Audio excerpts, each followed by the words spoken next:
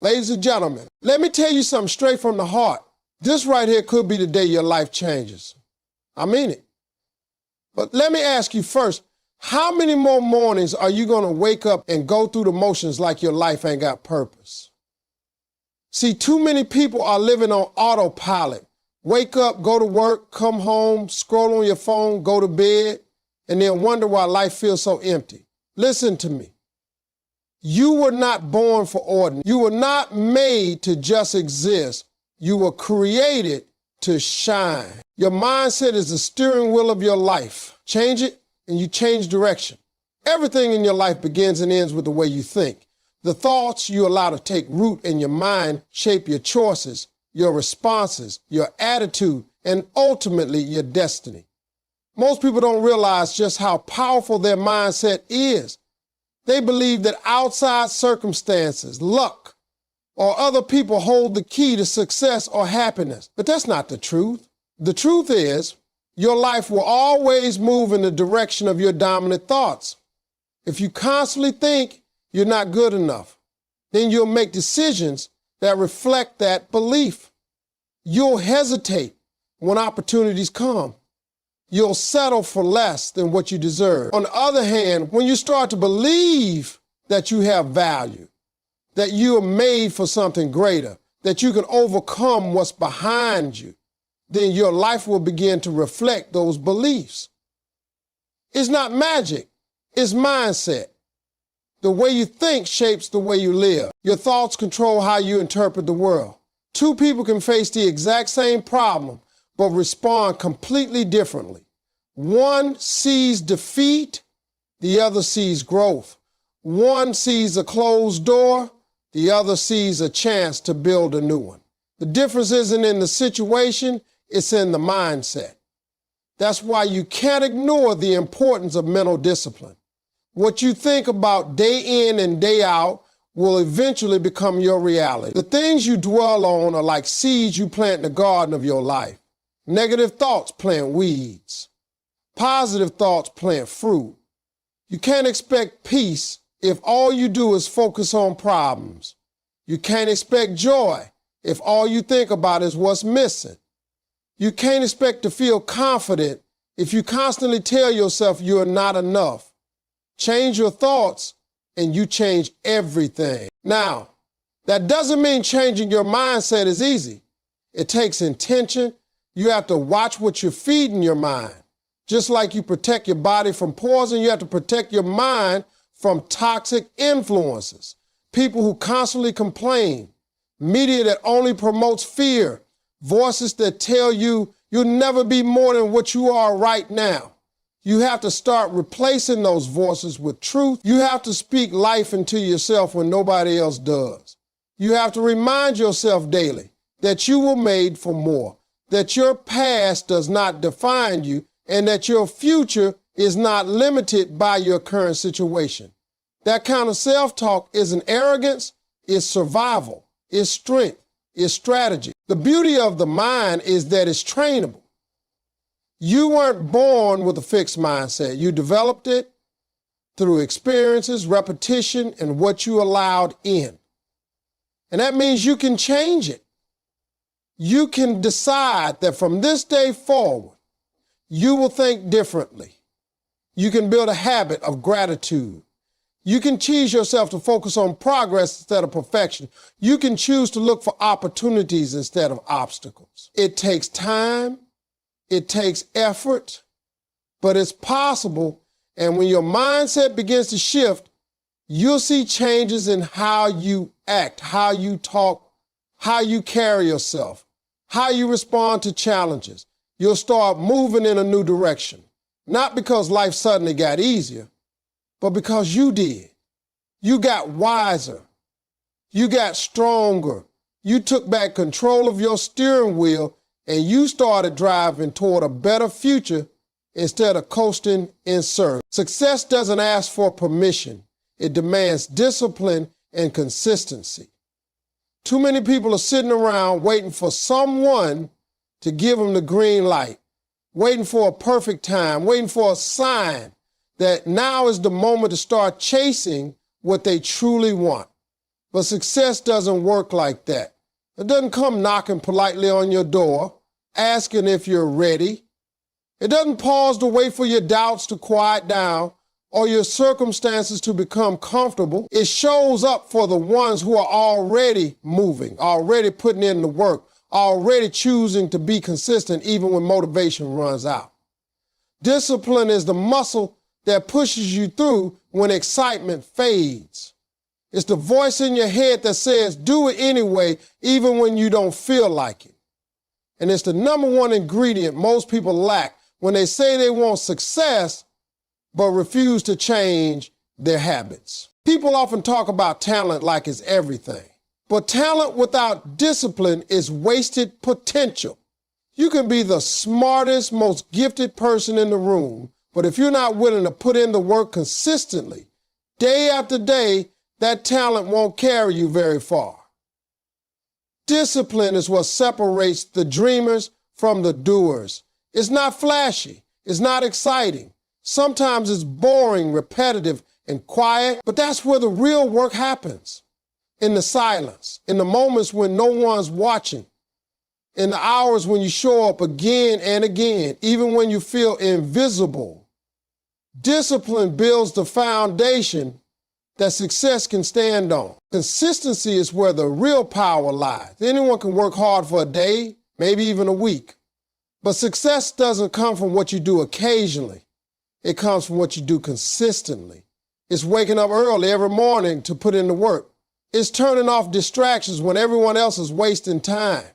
It's choosing your long-term goals over short-term comfort, over and over again. That kind of commitment changes you. It sharpens you. It proves to you that you can be trusted with the vision you were given. Because success is not just about achievement. It's about becoming the kind of person who can handle that achievement. And you don't become that person overnight. You build it in the moments when you rather quit, but you choose to keep going anyway. Discipline and consistency aren't about being perfect. They're about showing up. They're about learning to be reliable for yourself. Most people break promises to themselves faster than they break them to anyone else. But what would happen if you actually followed through? What would happen if you stopped negotiating with your excuses and started treating your goals like non-negotiables? That's when the shift happens. That's when your life starts to align with your potential. You stop looking for permission and start creating momentum. You don't need someone to validate your grind. You don't need applause for every step forward. What you need is to be consistent when it's hard, to be disciplined when no one's watching, and to keep going when the results are instant. Because success doesn't respond to wishes, it responds to work. The kind of work that becomes a part of you, the kind that becomes who you are.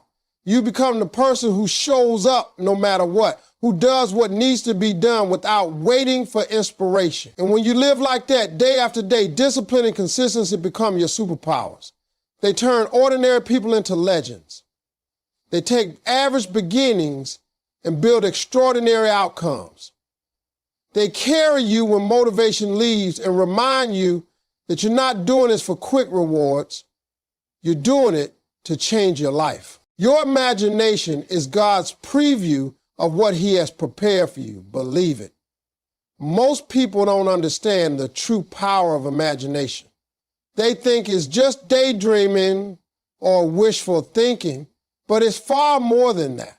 Your imagination is a spiritual tool, a glimpse into what's possible for you if you dare to believe. It's not just something you use to escape the real world. It's a vision of what your life could become if you stop limiting yourself to what you've already seen. Every dream you've ever had, every picture that's flashed in your mind of a life better than the one you're living is not a coincidence.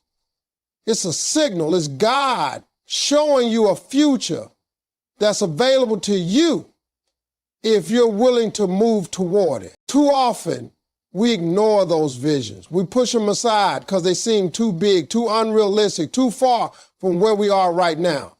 But that gap between your current reality and your imagined future isn't meant to discourage you. It's meant to wake you up. It's meant to stir up your faith, to make you hungry for more, to remind you that you weren't created to stay stuck in the same routine forever. You can see it in your mind. You can move toward it in your life. But the first step is believing that your imagination is more than fantasy. It's direction. It's guidance. It's divine inspiration. When a child imagines being a hero or an astronaut or an artist, they believe it with their whole heart. They don't second guess it or demand evidence before they get excited. Somewhere along the way, adults lose that fire. They let life beat it out of them. They get told to be realistic, to settle, to stop dreaming. But the truth is, your dreams are part of your calling. You weren't meant to bury them under the weight of logic and fear. You were meant to use them as motivation to rise above your limitations. Imagination is where all greatness begins. Every invention, every breakthrough, every success story started with someone daring to imagine something greater. You don't need all the answers before you start. You don't need a detailed map. You just need faith strong enough to trust vision. That's the thing about imagination. It doesn't promise ease. It promises possibility. And possibility is powerful enough to keep you moving even when things get hard. You may not know how to build a dream, but the fact that you can see it in your mind means it's meant for you. If it wasn't, it wouldn't keep showing up. It wouldn't keep tugging at your spirit. That picture in your head of a better life is not a mistake. It's a preview of the life that's waiting for your courage to catch up. Imagination speaks the language of hope. It dares to believe that brokenness can lead to healing, that failure can turn into wisdom, that struggle can be the soil for something incredible to grow. You don't need the approval of others to chase the picture God planted in your heart. They may not see it, they may not understand it, but they weren't given your vision, you were. That makes it your responsibility to honor it, to pursue it, to water it with action and protect it from doubt. It might take time, it might take setbacks, but if you keep that picture alive and keep believing that it's more than just fantasy, you'll start making decisions that align with it. You'll start settling for what's easy and start reaching for what's possible. And with every small step, your imagination becomes your reality. Excuses are lies wrapped in fear. Face your fear and free yourself. Every time you tell yourself you're not ready, not smart enough, not strong enough, or not lucky enough, what you're really doing is giving fear a voice and call it logic. Excuses sound reasonable. They sound like protection. But deep down, they are designed to keep you exactly where you are. They are comfortable chains. They don't scream, they whisper. They convince you to stay in the familiar, to play small, to delay action until conditions feel perfect. But the truth is, there is no perfect condition. Life doesn't slow down and wait for you to feel confident. Fear doesn't disappear because you waited long enough. The only way to conquer fear is to face it head on. And to face it, you got to stop making excuses for why you haven't started, why you've given up, or why you continue to avoid the very thing that could change your life. Fear is a natural part of growth. It's not the enemy. It's the evidence that you're standing at the edge of something meaningful. But when you wrap that fear in an excuse, you strip away its clarity. You let it control your narrative. You start believing things like, this isn't the right time, or I'll start when I have more money, or they're better than me, so why try? All of that is fear dressed up like reason. And once you recognize it, you can take its power away. You can start telling the truth, that you're scared, that you are uncertain, but that you are also capable, worthy, and built for more than survival. Facing your fear doesn't mean you suddenly stop feeling it. It means you no longer let it drive your decisions. Excuses are heavy. They may feel like shields, but really they're burdens. They keep you stuck in the same cycle, wishing, regretting, doubting. Every time you choose an excuse over effort, you dig the hole a little deeper. But you are not your excuses. You are not the failures you use to justify inaction. You are not the circumstances you were born into or the setbacks you faced. You are what you choose to do next. And you can choose to stop hiding behind fear. You can choose to start showing up scared and all and build a new standard for your life.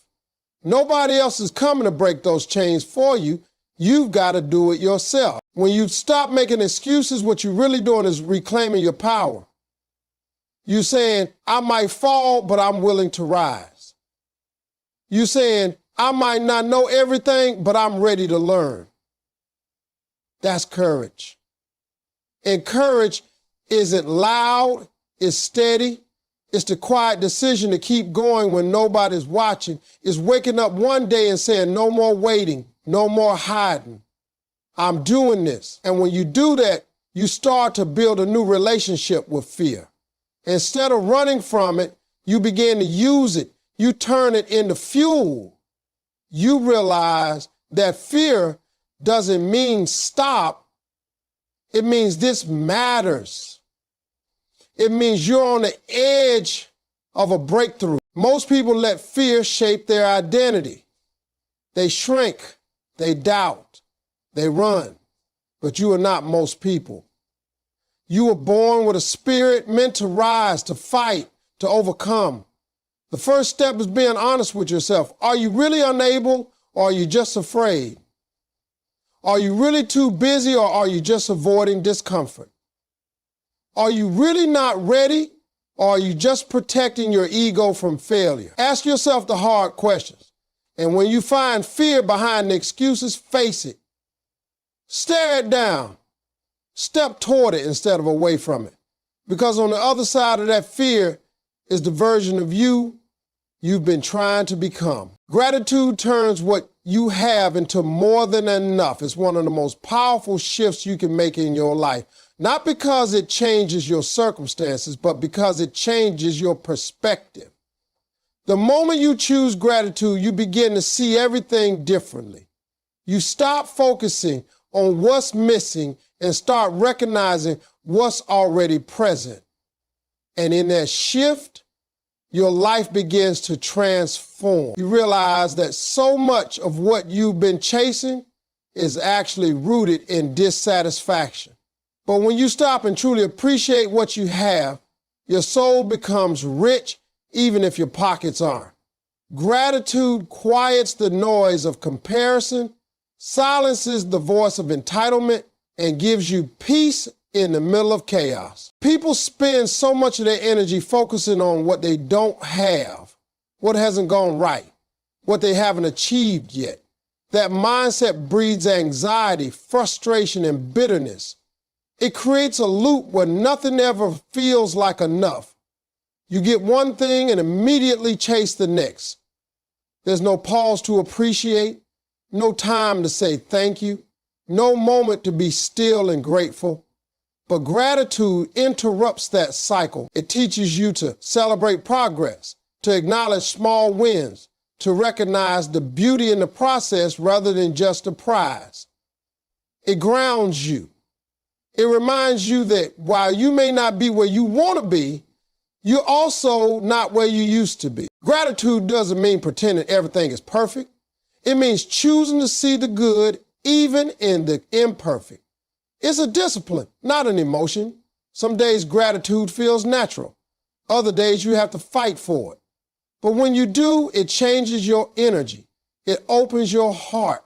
It unlocks joy, not because everything's going your way, but because you've learned to find the light even in dark seasons. You look around at your life and say, I may not have it all, but I have something, and I'm thankful for it. That mindset creates peace. It creates resilience.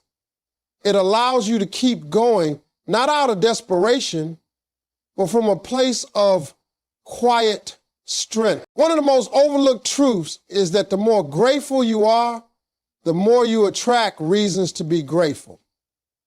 It's not just spiritual, it's practical.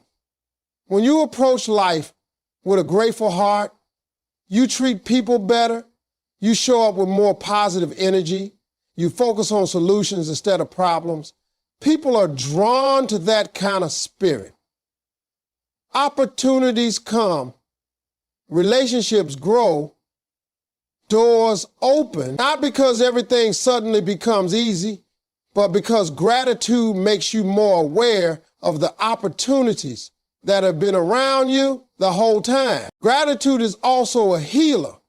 It softens the hard parts of life. It gives you peace when nothing around you makes sense. When you lose something or someone, gratitude helps you remember what they gave you rather than only feeling the pain of what's gone. It allows you to hold both joy and grief in the same space. It brings balance to moments that feel unbearable. It doesn't erase pain, but it reminds you that life still holds beauty, that even in struggle, there are things worth holding on to, things worth waking up for. To live with gratitude is to live with awareness. It's paying attention. It's noticing the morning light coming through the window. It's hearing someone laugh and being thankful for the sound.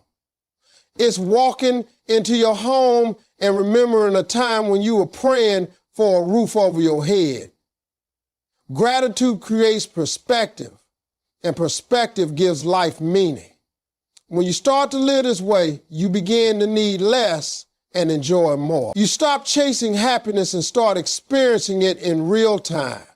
Gratitude becomes a lifestyle, not just a moment, and through it, you discover that what you have right now might be more than enough after all. Every morning is another chance to rewrite your story.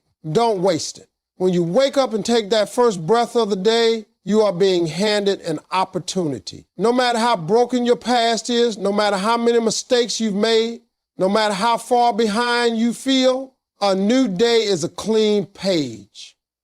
Too many people drag yesterday's weight into today and wonder why their life feels so heavy. They rehearse the pain, replay the failures, relive the disappointment. But life doesn't ask you to be perfect. It just asks you to keep showing up. The sunrise doesn't care who you were yesterday. It shines for everyone. And that light is an invitation, a reminder that you get to decide how this chapter unfolds. You don't have to be stuck in your old story. You are not the same person you were last year, last week, or even yesterday. Change is always possible, but it begins the moment you start waiting for it and start choosing it. Some people wake up and immediately reach for their phones, diving into a world of noise, distraction, and comparison before they've even taken a moment to connect with themselves. But what if, instead, you begin the day with intention?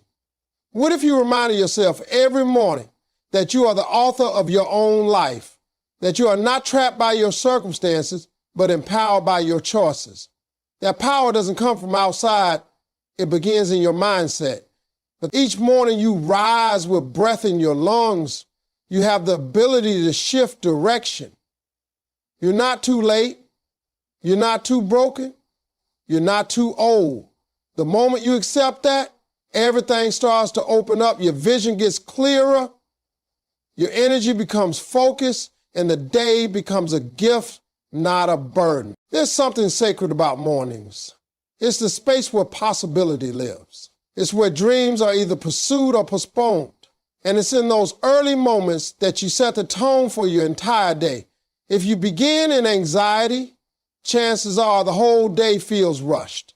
If you begin in bitterness, you carry that energy into every conversation. But if you begin in gratitude, in focus, in clarity, then you build your day on a strong foundation. You don't have to control everything, but you can control how you begin. That first hour after you wake up is either a weapon for growth or a trap of distraction. You decide. People underestimate the power of small habits repeated daily.